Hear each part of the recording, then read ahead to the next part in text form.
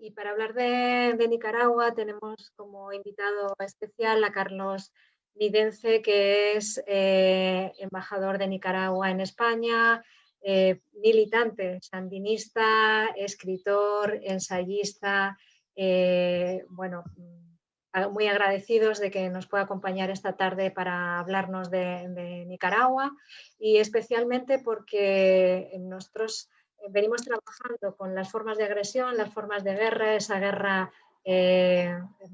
híbrida, esa guerra multiforme, y uno de los elementos en los que se utiliza para agredir a los países es ese momento electoral. Ya hemos hablado antes de ello. Los momentos electorales son momentos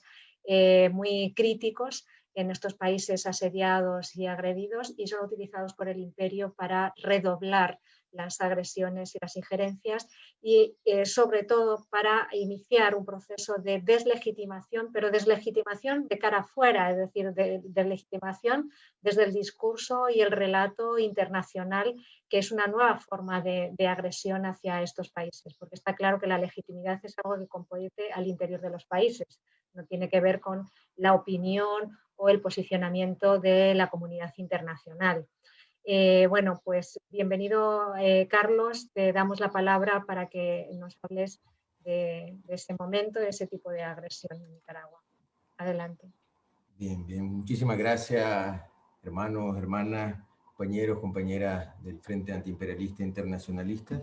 Agradecerles y trasladarles siempre el más afectuoso saludo de parte del gobierno sandinista, ¿verdad?, encabezado por el comandante Daniel, la compañera Poeta Rosario, del pueblo de Nicaragua y en particular de nosotros, y también pues abrazar esa solidaridad constante de ustedes con los países de nuestra América, en particular con los países que estamos constantemente resistiendo al asedio,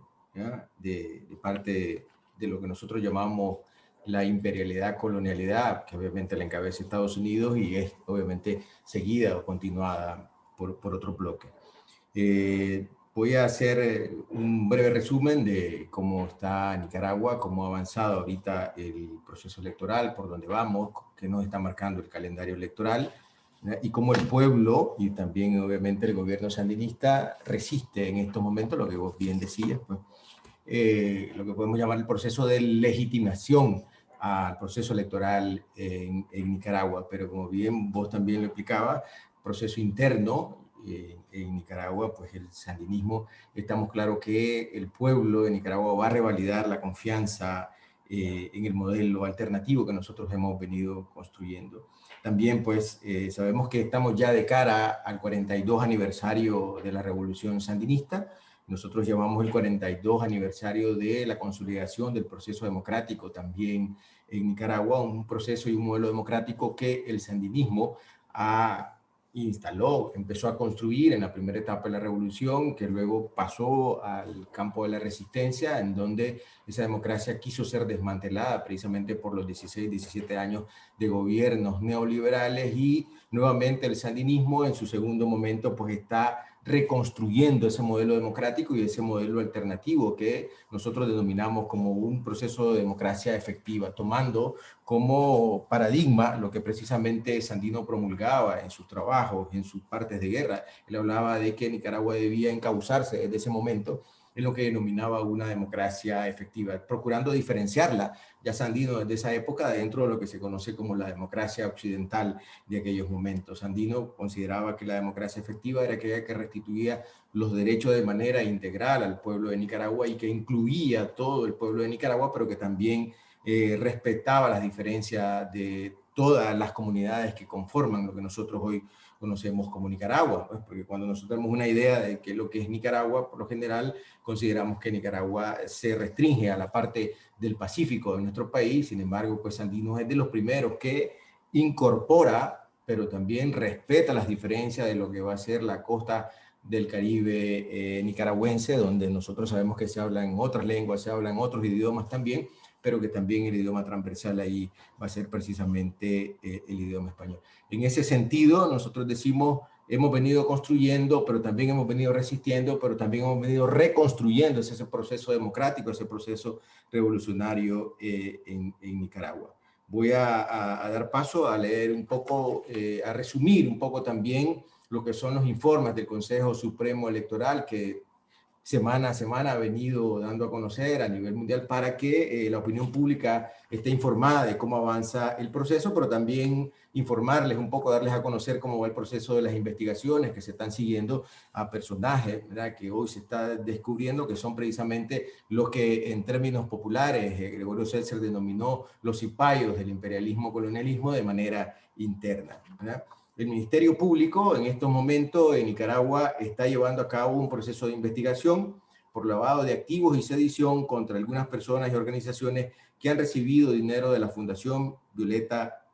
Chamorro. Esta fundación, como bien lo sabemos, al igual que otras fundaciones, son financiadas y han sido financiadas por los Estados Unidos a través de la USAID, a través del NET, a través del IRI, que dicho sea de paso, aquí quiero enfatizar en lo siguiente: precisamente el imperialismo, colonialismo va a ser en Nicaragua que va a instalar en el primer momento de la revolución ese proceso de procurar debilitar al gobierno sandinista de manera interna, como no podía debilitarlo de la forma en que ellos consideraban a través del proceso de guerra irregular, del financiamiento de la contra. También idearon en ese momento, ¿verdad?, la creación de fundaciones, la creación de ONG y el financiamiento a medios de comunicación en ese momento, pues para que también procurara minar al gobierno sandinista de manera interna. Es decir, con esto lo que nosotros decimos, y yo lo recojo un poco en el libro que publiqué recientemente, pues que Nicaragua en particular para el imperialismo colonialismo siempre ha sido, y toda la zona de Centroamérica y el Caribe, ¿verdad?, y hoy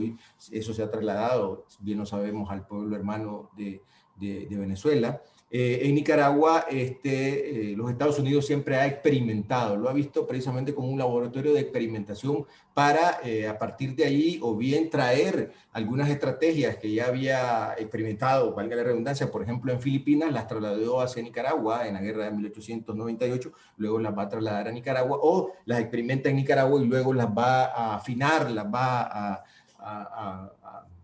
hacerlas, digamos, según ellos, pues acorde a la realidad de un país que están queriendo intervenir, en este caso, pues en el caso de Venezuela, o bien también en el caso de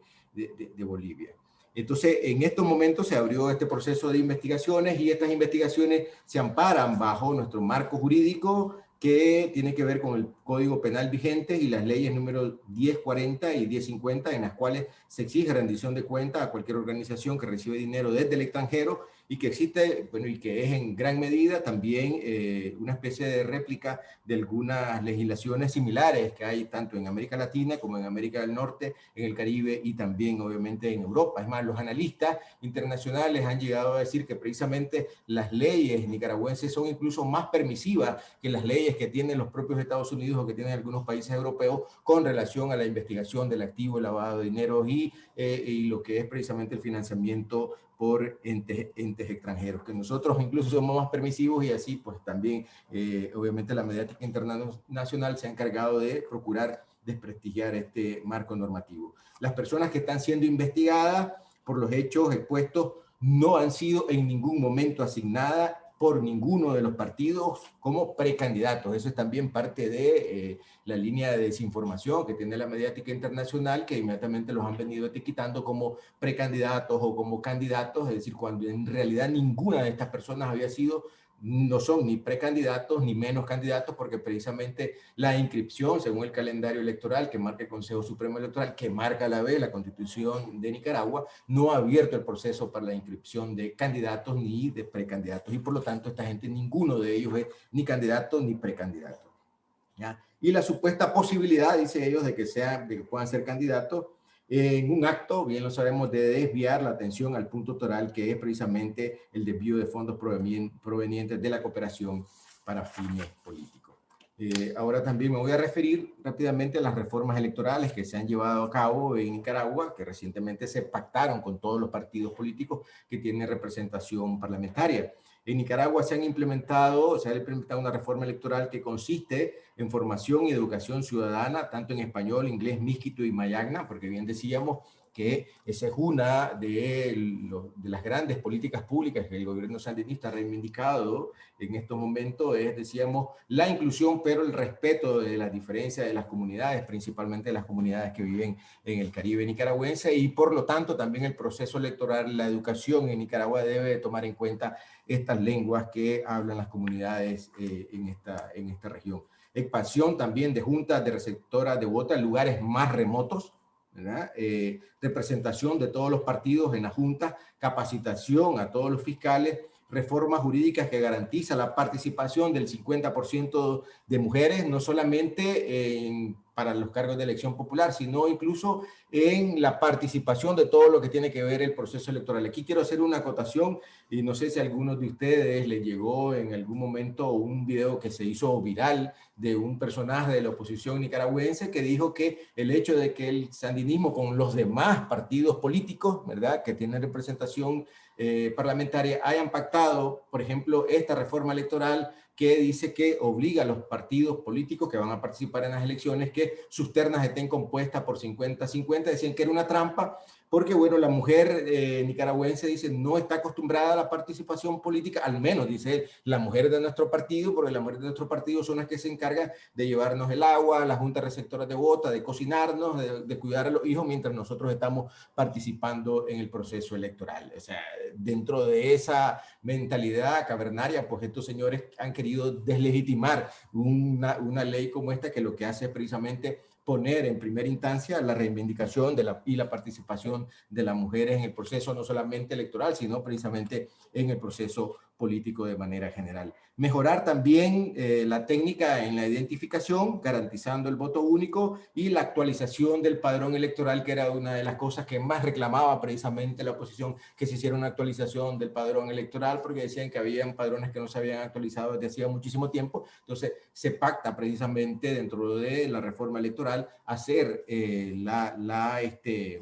actualización del padrón electoral. Recientemente también se aprobó esa reforma electoral con la consulta, bien decíamos, de todos los partidos políticos, donde se eligieron también nuevos magistrados para el Consejo Supremo Electoral, integrados por todos los partidos políticos, entre ellos incluso también se toma en cuenta, bien decíamos, a las comunidades afrodescendientes que nunca se habían tomado en cuenta para ser parte de todo lo que es la magistratura del Consejo Supremo Electoral, haciendo precisamente y convirtiendo el Consejo Supremo Electoral en un ente altamente plural y que representa, decíamos, a toda la población nicaragüense. Y desde luego también un Consejo Supremo Electoral que está precisamente en mayoría, podríamos decir, representado por las mujeres, es decir, son las mujeres precisamente dentro de las magistraturas que se eligieron las que ocupan el mayor porcentaje del Consejo Supremo Electoral. El calendario electoral que marca la Constitución de Nicaragua apunta a lo siguiente: el Consejo Supremo Electoral de la República de Nicaragua elaboró y aprobó en consenso, insisto, con todos los partidos políticos, el calendario electoral que fue publicado en la Gaceta Oficial y marca lo siguiente: el 12 de mayo, la solicitud de inscripción para la constitución de alianzas de partidos políticos. 24 y 25 de julio, verificación ciudadana en el registro electoral. 18 de agosto, publicación definitiva de la lista de candidatos. Fíjense bien que hasta en agosto se marca precisamente ya lo que es la oficialización de las candidaturas en Nicaragua. 21 de agosto al 3 de noviembre, todo lo que es el periodo de la campaña electoral. Y el 7 de noviembre el sufragio y transmisión de resultados, y el 25 de noviembre la proclamación de los elegidos. Hasta este momento, según lo que marca el calendario electoral, ya se entregaron las credenciales a los partidos políticos y a las alianzas que están habilitadas, según la Constitución nicaragüense, para participar en este proceso electoral del 7 de noviembre, y son los siguientes, ¿verdad? El Consejo Supremo Electoral inició ya la entrega de credenciales a partidos y alianzas participantes en los comicios generales a realizarse en noviembre, como parte de ese proceso estipulado en la Constitución de la República de Nicaragua, y se le entregó la credencial de participación ya oficial a lo siguiente: Alianza Frente Sandinista de Liberación Nacional, Alianza Ciudadanos por la Libertad, ¿verdad? Partido Liberal Constitucionalista. En los próximos días, el Consejo Supremo Electoral marca en su calendario que continuará con la entrega de credenciales a los demás partidos políticos participantes en las elecciones generales, entre ellos al partido Alianza por la República, APRE, Partido Liberal Independiente, Partido Alianza Liberal Nicaragüense, Partido Camino Cristiano Nicaragüense y el Partido Yapti Tabasca, bueno, que es un partido Yátama, que es de la costa caribe nicaragüense. Como bien decíamos, el Consejo Supremo continúa trabajando para garantizar un proceso electoral en paz, libre y transparente, cumpliendo conforme a la ley con cada una de las actividades establecidas en el calendario electoral. ¿Qué apuntan las encuestas en estos momentos? Bueno, que el pueblo de Nicaragua mayoritariamente va a confiar nuevamente en el modelo sandinista y arrojan que entre el 60 con el 64% el Frente Sandinista ganará las elecciones en noviembre. Obviamente la oposición nicaragüense está totalmente fragmentada, balcanizada, y ellos pues a lo que apuntan como máximo es a obtener entre un 8 o 10% uno de los partidos que posiblemente pudiera tener ese determinado apoyo por la población nicaragüense. Eso es básicamente cómo está el proceso electoral en estos momentos, decíamos, y explica también el proceso político que se está llevando a cabo en Nicaragua. Muchísimas gracias, Carlos, y muchísimas gracias por ajustarte al tiempo porque estamos sí, claro, totalmente claro. desbordados. Y precisamente porque ya estamos muy fuera de tiempo de lo que nos habíamos previsto, vamos a hacer solo una ronda de preguntas para poder profundizar. Tenemos la palabra de Mari Carmen, después Eduardo, después Juanjo, y después te daríamos la palabra de nuevo, Carlos, para que continuaras interviniendo. Adelante, Mari Carmen. Muchas gracias, Ángeles. Bueno, en primer lugar quería aclarar como mi intervención antes darle las gracias a Pascualina, porque me ha aclarado mucho las ideas sobre cómo va el tema de alimentación en Venezuela y comparando con Nicaragua, ¿no? Claro, yo hablaba de soberanía alimentaria, pero no tenía en cuenta quién era el propietario de la tierra. Si son los grandes capitalistas, pues pueden después cobrar los precios caros y dejan a la población sin comer. En el caso de Nicaragua es que el 70% de la propiedad de la tierra está en manos de los pequeños campesinos. Entonces la alimentación la tienen ellos para sí mismos, pueden producir lo mismo que comen. Si en el caso de Venezuela lo tienen los grandes capitalistas, el problema está en la reforma agraria, ¿no? Nicaragua tuvo la suerte desde un principio de poder hacer una reforma agraria importante donde se les quitó la tierra a estos grandes capitalistas y se les dio a los campesinos, y ellos después con sus luchas y con muchas dificultades han conseguido mantener esta tierra en sus manos. Eso es fundamental a la hora de la soberanía alimentaria. No basta con que se produzcan alimentos, sino que tienen que ser alimentos para el pueblo, ¿no? Como en el caso de Nicaragua. Y poco más voy a decir, simplemente acabo de llegar de allí, he visto cómo está el pueblo de Nicaragua ahora mismo, he hecho algunas entrevistas, porque claro, fuera de allí parece que las detenciones, que aquello está muy mal, parece que toda la propaganda en contra, en cambio el pueblo está muy contento, porque se está haciendo justicia, son personas que incluso ellos, la mayoría me han comentado que ellos lo que sospechan es que esta gente iban a ser atentados ahora el 19 de julio. Que ese dinero que estaba entrando de los Estados Unidos, aparte de intentar un golpe de Estado, como también se supone cuando las elecciones, lo que iban a hacer también era para promover problemas el día 19 de julio, problemas de atentados, ¿no? Porque ya hubo hace años atentados para la gente que iban allí a la plaza, ¿no? A manifestarse por el 19 de julio. Y bueno, pasaré poco a poco las entrevistas porque son muchas, voy a ver cuáles son más interesantes y solamente decirle eso, que comparto plenamente lo que dice el embajador porque lo he tanteado allí por el campo, con los campesinos, con las mujeres y con todo el mundo. Muchísimas gracias, Mari Carmen, por vuestro testimonio y, por supuesto, daremos toda la difusión desde el FAI a esas entrevistas que habéis realizado. Después de esta ronda sobre Nicaragua, vamos a volver a darle la palabra a Pascualina para que remate un poco esas preguntas que quedaron en el aire, así que podemos enlazarlo, ¿no?, con el comentario que hacía Mari Carmen. Damos la palabra a Eduardo. Sí, yo quería comentar que si hiciéramos un seguimiento de todo lo que se ha desarrollado en torno a las elecciones en Nicaragua, podríamos hacer un auténtico manual de la intervención imperialista en los procesos electorales. Sería un auténtico libro, un manual de ver cómo se crea una estrategia para convertir los procesos electorales en una vía de intervención para manipular esos procesos. En el caso de Nicaragua nos afecta directamente porque llevamos hablando esto desde hace más de un año, cuando iniciamos la campaña de apoyo a Nicaragua, conscientes de que el tema de las elecciones iba a ser utilizado como una vía de intervención, como una vía de injerencia. Y así ha sido, paso a paso. Recordaros que ya comentamos que en otoño de 2020, el año pasado, una serie de partidos de nuestro Parlamento aprobó una proposición no de ley condenando las elecciones en Nicaragua antes de nada, o sea, para empezar, para despacharse. Esto corresponde exactamente a la estrategia de deslegitimación. En este caso, como todos los datos daban que no iban a poder, por mucho que manipularan, conseguir una mayoría de oposición en Nicaragua, pues lo único que hacen es deslegitimar el proceso para que ese proceso quede invalidado y a partir de ahí poder actuar como les plazca. Eso es la trayectoria y ese es el modelo y es como sigue. Entonces es una combinación perfecta de injerencia en procesos electorales y guerra comunicacional. ¿Qué es lo que ocurre? Cada uno de estos hechos, que son verdad a medias, son falsos, son absolutamente mentira, cada uno de estos hechos se magnifica y se utiliza para deslegitimar y criminalizar al gobierno y el proceso electoral. En paralelo se construye la legitimidad de esa figura que forma parte de esta cadena, que es la oposición. La oposición es fundamental. Hay que crear una oposición o utilizar la que hay. En cualquier lugar del mundo y tenga la representación que tenga. Navalny es un gran opositor ruso que nunca ha conseguido más del 1% de los votos. Áñez era la gran opositora en Bolivia cuando no llegaba al 2% de los votos.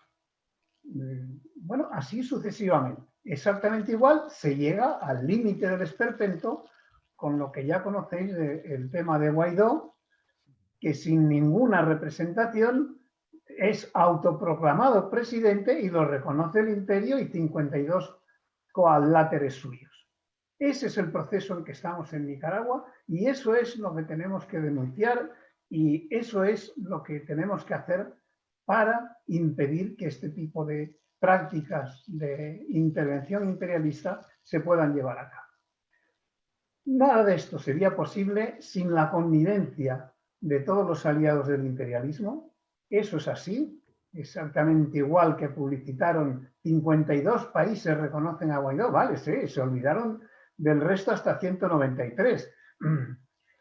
Lo mismo ocurre con Nicaragua. Necesita una serie de apoyos que permitan instrumentalizarlo mediáticamente, no jurídicamente, no en las instancias internacionales, no en los organismos internacionales, sino única y exclusivamente en los medios de comunicación. Y ese es el plan, que están siguiendo. Claro, ¿qué es lo que ocurre? Pues que tal y como nos estaba planteando Mari Carmen, la única manera de sostener eso es a través de la práctica de la violencia, sobre todo cuando no tienes ninguna posibilidad de ganar unas elecciones. ¿A qué tienes que recurrir? Tienes que recurrir al terrorismo, tienes que recurrir a la violencia, tienes que recurrir a los sabotajes para generar una situación de caos que te permita invalidar aquello que legalmente es válido. Y para terminar, lo más interesante de este asunto es que quienes se erigen en grandes protagonistas de estos procesos en defensa de la democracia, en defensa de la libertad, en defensa de los pobres opositores, etcétera, etcétera, en este proceso son los acusadores, los fiscales, pero son también los jueces, el jurado, los que dictan sentencia, los que aplican la condena. Un nivel de manipulación y de arbitrariedad único en su género. Y esta es una práctica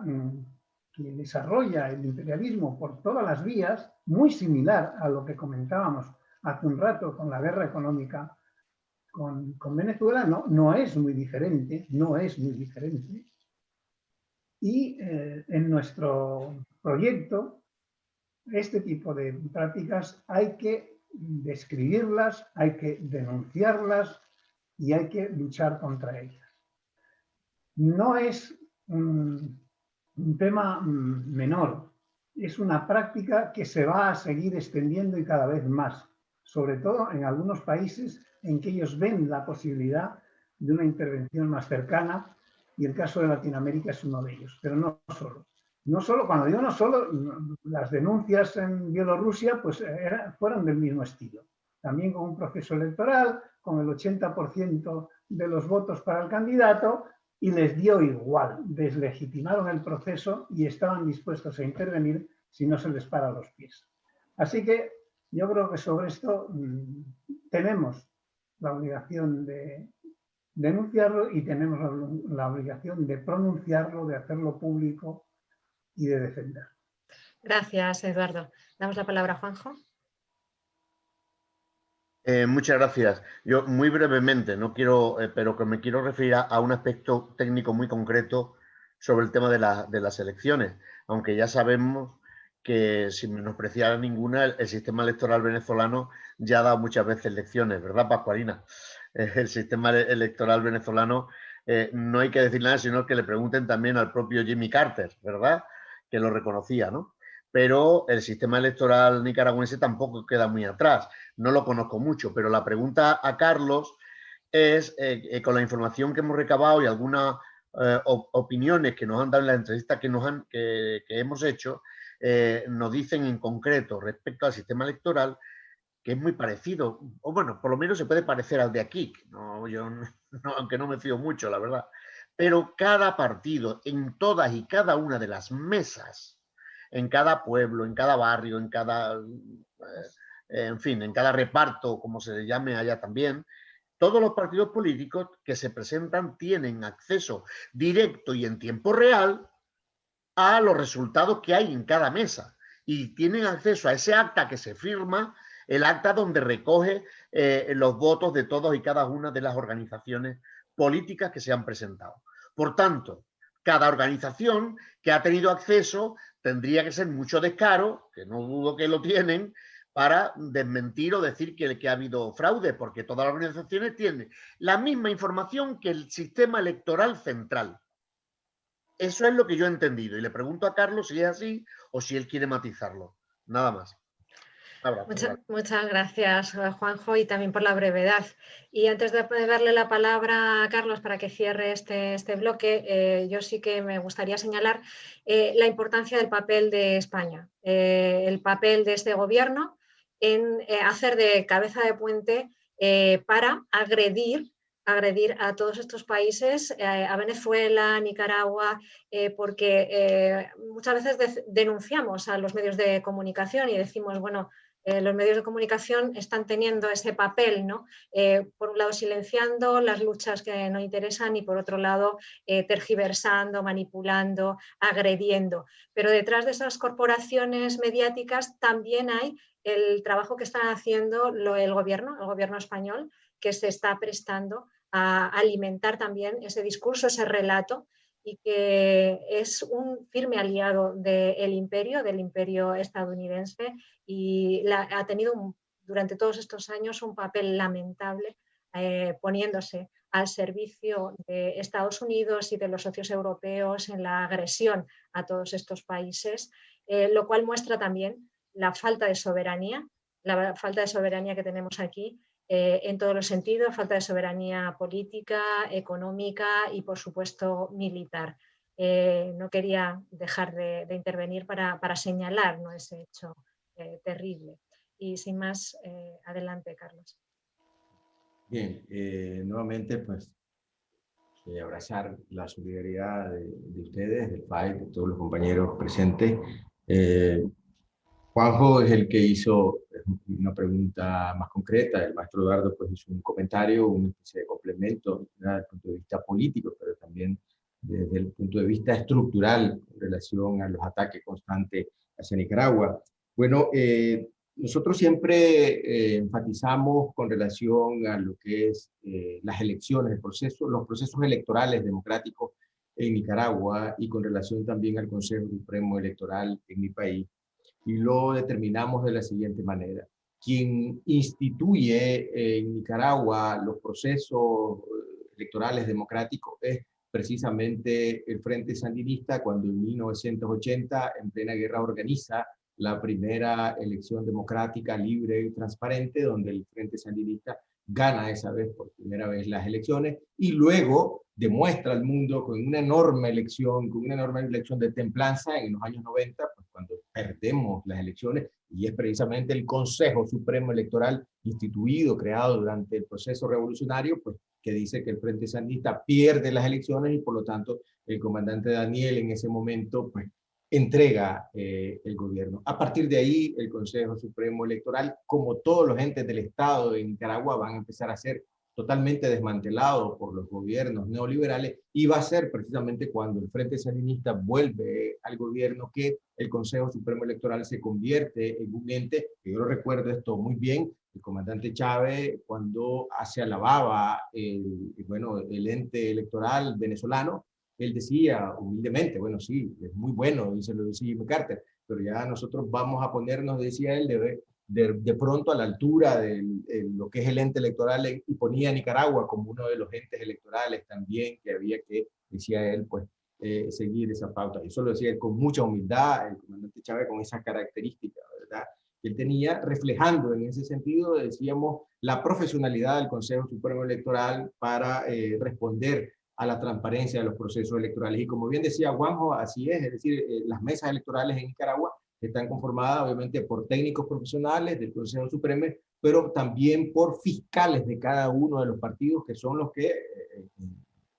valga la redundancia, fiscalizan precisamente el conteo de los votos y son los que firman las actas para dar fe, ¿verdad?, de la transparencia y de la limpieza del Consejo Supremo Electoral. Entonces ahí no hay en realidad ninguna forma, ningún ápice para que se pueda cometer lo que sí se cometía cuando, insisto, los 16 años de gobierno neoliberal habían desmantelado lo que era el Consejo Supremo Electoral. Es más, el comandante Daniel una vez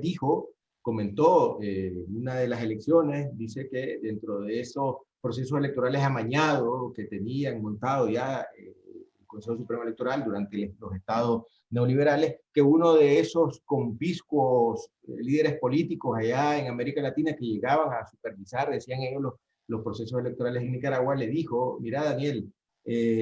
porque bueno, el comandante en ese momento estaba haciendo un reclamo, decía, por la suciedad que se habían llevado a cabo las elecciones, y entonces le dijo, y eso lo dijo públicamente no hace mucho, el comandante Daniel dice, bueno, este personaje me dijo, mira Daniel, en cualquier país del mundo este proceso electoral nosotros hubiésemos dicho que se elimine, pero aquí pues para evitar, vos sabés, la fatiga del pueblo, además vos sos todavía un político joven que puede tener acceso y puede seguir compitiendo en las elecciones, pues nosotros te solicitamos, pues es decir, que aceptes este proceso electoral. El comandante Daniel le hizo nuevamente un reclamo, pero dice, bueno, al finalizar, es decir, nos enteramos nosotros, bueno, que por la convivencia, es decir, por la paz y porque sabíamos nosotros que el pueblo al final se tenía que volcar y tenía que incluso salir a votar sin miedo, porque aquí quiero enfatizar en eso, todos los procesos electorales durante los gobiernos neoliberales, el pueblo de Nicaragua en ese momento iba a votar con miedo todavía, porque, bueno, Estados Unidos llegaban los personeros, yo recuerdo que llegaba Colin Powell allá a Nicaragua y decía que si el sandinismo ganaba las elecciones, la guerra podía volver, o que iba a volver a Nicaragua si ganaba el Frente Centro. Por lo tanto, el pueblo todavía iba a votar con miedo y va a ser precisamente hasta en el año 2006 que abrumadoramente se va a venir y la oposición fue totalmente dividida, que no pudieron ellos en ese momento cometer ese fraude electoral. Y a partir de ahí, como decíamos, se ha venido reforzando el Consejo Supremo Electoral para ser considerado uno de los consejos supremos electorales más transparentes y más profesionales de toda nuestra América. Insisto, como lo reconocía el comandante eterno, el comandante Hugo Chávez Frías. Muchísimas gracias. Gracias a ti, Carlos. Estupendo el que nos hayas